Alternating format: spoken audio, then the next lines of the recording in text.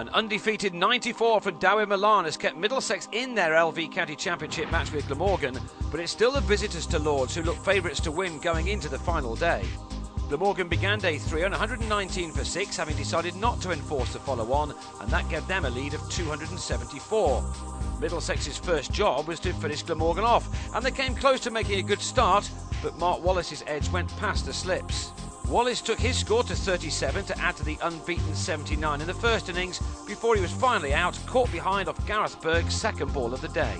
3 balls later, Mark Cosgrove, who returned to the crease after retiring hurt after being hit on the head by Stephen Finn, quickly departed again, edging to Adam London.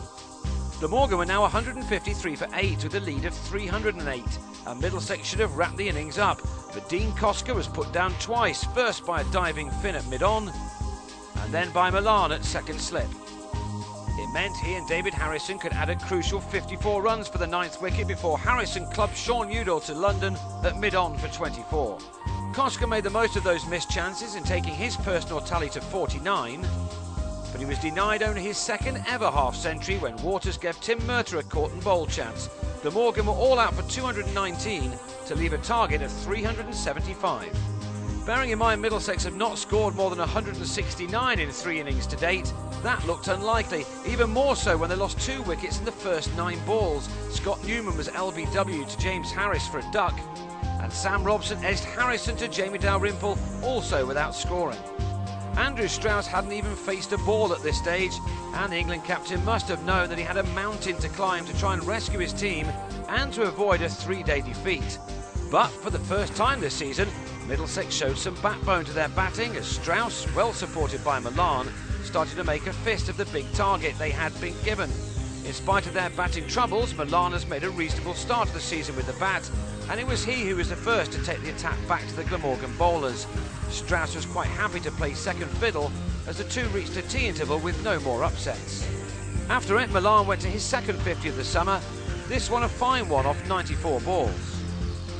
And Strauss reached his first of the summer off 98 deliveries.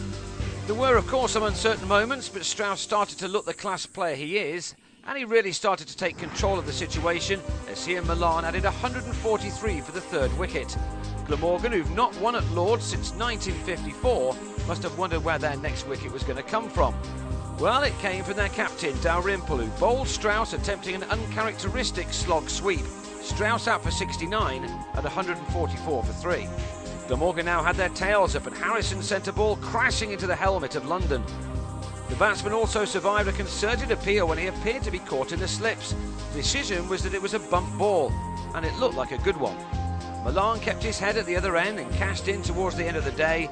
Much was expected of him last summer, but he failed to score a solitary 100. This could be the game in which he turns that around though, as he moved into the 90s. The game was extremely well placed until the penultimate over of the day, when London was well taken by Jim Allenby in the shadows of slip. Ian O'Brien and Malan survived the final few balls to take Middlesex through to 187 for 4 at the close. They still require another 188 runs to win, but with Malan still there 6 short of his 100, they will still have hopes.